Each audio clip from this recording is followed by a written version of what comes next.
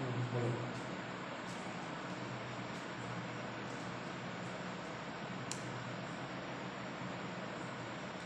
আলাইকুম রহমতুল্লাহি ওয়া বারাকাতুহু।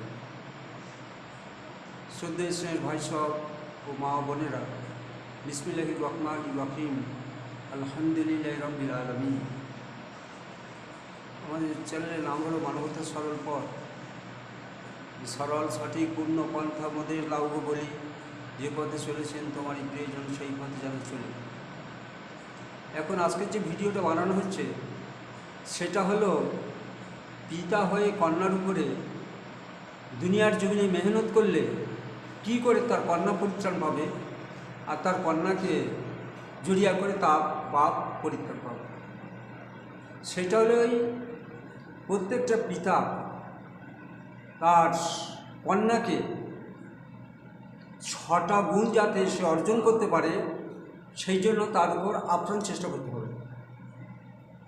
প্রথমে তার কন্যা যেন শিরিক মুক্ত হতে পারে, 2 তার আমলগুলো যেন সুন্দর হয়, 3 পাক কালাম যেন শিখতে পারে, আর শিখলে হবে না, পাক কালাম অনুপাতে চলার ক্ষমতা যেন সে তৈরি করতে পারে। আরেকটা গুণ হলে এই সে যেন জিকির করা অভ্যস্ত হয়, সকালে ফজরের পরে আসরের পরে তার কন্যা যেন জিকির করা অভ্যস্ত হয়।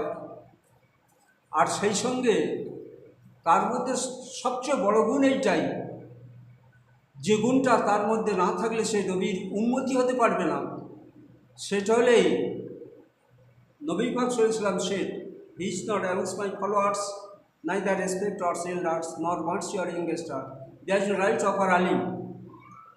বলছেন একটা মেয়ে ছেলে হোক আর বেটা ছেলে হোক, তার মধ্যে যদি এই গুণটা না থাকে, যে বড়কে শ্রদ্ধা করা, ছোটকে স্নেহ করা, শিক্ষিত মানুষকে সম্মান করা, এই গুণটা যাতে আসে চেষ্টা করতে হবে। আর তাকে চেষ্টা করতে হবে যত নবী রসুল পৃথিবীতে এসেছিলেন তারা যে কলমার দাওয়াত দিয়েছেন সেই কন্যাকে কলমার দাওয়াতের উপর মেহনত করার প্রচেষ্টা করা, যাতে সেই কাজটা করতে পারে তার জন্য চেষ্টা করা। আমরা সবাই চেষ্টা করব আমাদের যে সমস্ত মেয়েরা আছে, কন্যারা আছে, তার যেন এই 6টা গুণে গণ্ডিত হয়, এই ব্যাপারে আমরা চেষ্টা করব ইনশাআল্লাহ।